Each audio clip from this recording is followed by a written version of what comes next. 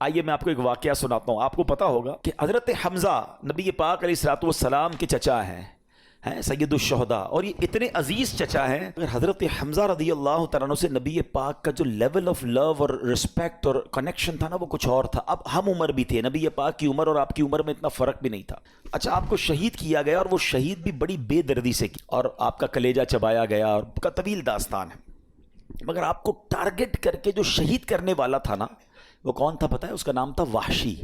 ٹھیک ہے, اب نبی پاک علیہ الصلوۃ والسلام کا دل دیکھیں, پیارے آقا کی براڈ مینٹالٹی دیکھیں, اور اللہ کی رحمت دیکھیں.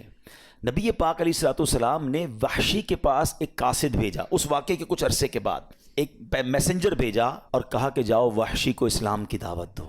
دشمن, چچا کو قتل کرنے والا, مگر دل دیکھیں کہ یہ بھی کسی طرح اسلام میں آ جائے. اب ذرا نیگوشیشن دیکھیے گا.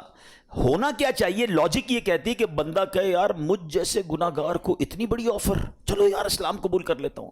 مگر وحشی نے عجیب سا جواب دیا. وہ کہتے ہیں کہ آپ یہ کہتے ہیں, اپنے نبی کو کہو کہ آپ تو یہ کہتے ہیں کہ جس نے کسی جان کو قتل کیا, اللہ کا شریک ٹھہرایا, زنا کیا, تو قیامت کے دن اس کے لیے تو عذاب دگنا کر دیا جائے گا اور وہ ہمیشہ اس میں رہے گا.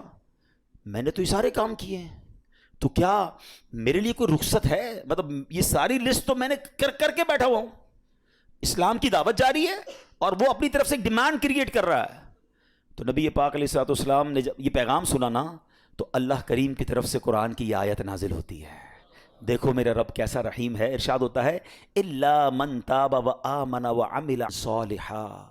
ترجمہ کیا ہے؟ مگر جو توبہ کرے اور ایمان لائے اور اچھا کام کرے. یعنی اللہ بخش دیتا ہے اسے جو توبہ کر لے, ایمان لے آئے اور اچھے کام کرے. تو جب یہ دوبارہ آیت بھیجی گئی کہ دیکھو اللہ نے آیت نازل کر دی ہے, اگین قاصد جاتا ہے کس کے پاس؟ وحشی کے پاس, کہ اللہ کی طرف سے یہ میسج آ گیا ہے. تو وحشی کہتا ہے یہ شرط تو بڑی سخت ہے, ممکن ہے میں اس پہ عمل نہ کر سکوں, ٹھیک ہے ایمان لے آؤں گا, مگر بعد میں اچھے کام نہ کر سکوں تو پھر میرے لیے کیا حکم ہوگا؟ اس کے علاوہ کوئی رخصت ہے, کوئی اور میرے لیے فلیکسیبلٹی ہے؟ اللہ اکبر. آپ دوبارہ اگر شاید سینیریو میں جو سمجھانا چاہ رہا ہوں کہ نیگوشیشن کس سے ہو رہی ہے؟ جس نے پہلے ہی بہت زیادہ ہرٹ کیا ہوا ہے, جس نے پہلے ہی بڑی ان کو معاف کر دینا ہی بڑی بات تھی, مگر نیگوشیشن ہو رہی ہے. وہ کہتے ہیں اور کوئی رخصت ہے؟ میں کیسے اچھے کام کروں؟ ضروری تو نہیں اچھے کام کروں, نہیں بخشا گیا پھر مارا جاؤں گا. تو اب جب نبی پاک علیہ الصلوۃ والسلام کے پاس یہ میسج پہنچتا ہے تو قرآن کی ایک اور آیت نازل ہوتی ہے. بے شک اللہ اسے نہیں بخشتا جس نے اس کے ساتھ کفر کیا, اور کفر سے نیچے جو کچھ ہے اللہ جسے چاہے معاف کر دیتا ہے. یعنی کفر نہ ہو, شرک نہ ہو, اللہ جسے چاہے معاف کر دیتا ہے. اگین یہ آیت وحشی کے پاس بھیجی گئی. دیکھو ایک اور پیغام آ گیا, ایک اور میسج, ایک اور فلیکسیبلٹی. ہائے ہائے ہائے, پتہ کیا کہتا ہے؟ کہتا ہے اس میں بھی تو ایک آپشن ہے نا, اللہ جسے چاہے بخش دے. کیا پتہ میری مغفرت نہ ہو, کوئی اور رخصت ہے تو بتائیں. سوچ رہے ہیں ہم بات؟ اب انڈرسٹینڈ کر رہے ہیں کیا نیگوشیشن کا لیول ہے؟ کوئی اور بات ہے تو بتائیں. اس پہ بھی تو رب نے یہی فرمایا نا, اللہ جسے چاہے بخش دے. ہو سکتا ہے میری بخشش نہ ہو, میں نہ بخشا جاؤں, پھر کیا ہوگا؟ اللہ اکبر. ابھی بھی مجھے شبہ ہے, جب یہ میسج گیا نا تو اب قرآن کی ایک اور آیت نازل ہوتی ہے. ہائے ہائے ہائے, میں رب کی عطا پر قربان جاؤں, رب کی رحمت پر قربان جاؤں. ارشاد ہوتا ہے, اب اس کا ترجمہ سنو اور ایمان تازہ کر لو.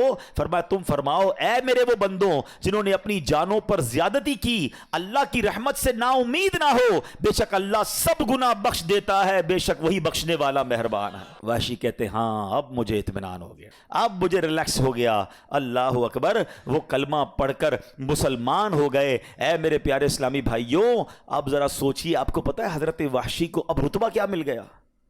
ایمان لائے نا, کس کی بارگاہ میں آ کر؟ نبی پاک کی بارگاہ میں آ کر. اللہ کے نبی کو ایمان کی حالت میں دیکھا. صرف اسلام نہیں ملا, صرف مغفرت کی گارنٹی نہیں ملی, بلکہ حضرت وحشی کو صحابی ہونے کا درجہ بھی مل گیا. اب ہم ان کے نام کے ساتھ حضرت وحشی رضی اللہ تعالیٰ لکھیں, کیونکہ وہ اسلام لے آئے, اور اسلام لانے کے بعد پچھلے سارے گناہ معاف ہو جاتے ہیں. اللہ اکبر. مگر ایک اور کمال پتہ ہے کیا ہوا؟ جب یہ سب کچھ ہو گیا نا تو اب ایک صحابی رسول نے عرض کی, حضور یہ حکم صرف وحشی کے لیے ہے؟ یہ جو آفر تھی یا قرآن کی آیتیں نازل ہوتی گئیں, کیا یہ حضرت وحشی کے لیے ہی ہے یا سارے مسلمانوں کے لیے ہے؟ سنو, میرے آقا فرماتے ہیں یہ تمام مسلمانوں کے لیے ہے. ہائے ہائے ہائے، اس خوبصورت واقعے سے یہاں نبی پاک کا جو اوپن ہارٹ ہے، نبی پاک کی جو براڈ منٹالٹی ہے، نبی پاک کی جو معافی اور درگزر ہے، وہ بھی سیکھنے کو مل رہا ہے کہ اپنے چچا کو شہید کرنے والے کو کسی طرح مسلمان کر لوں، وہ ایمان لے آئے، ارے کچھ بھی کر کے اس کے لیے باقاعدہ آفرز کریٹ کی جا رہی ہیں۔ یہ کیسا دل گردہ ہے، اور ہم اس نبی علیہ الصلوۃ والسلام کے امتی ہو کر چھوٹی چھوٹی باتوں پر دشمنیاں لگائے بیٹھے ہیں، رشتہ داریاں کاٹے بیٹھے ہیں، اپنے دوستوں سے اپنے رشتہ داروں سے نہیں ملتے ہیں۔ ایسا نہ کریں۔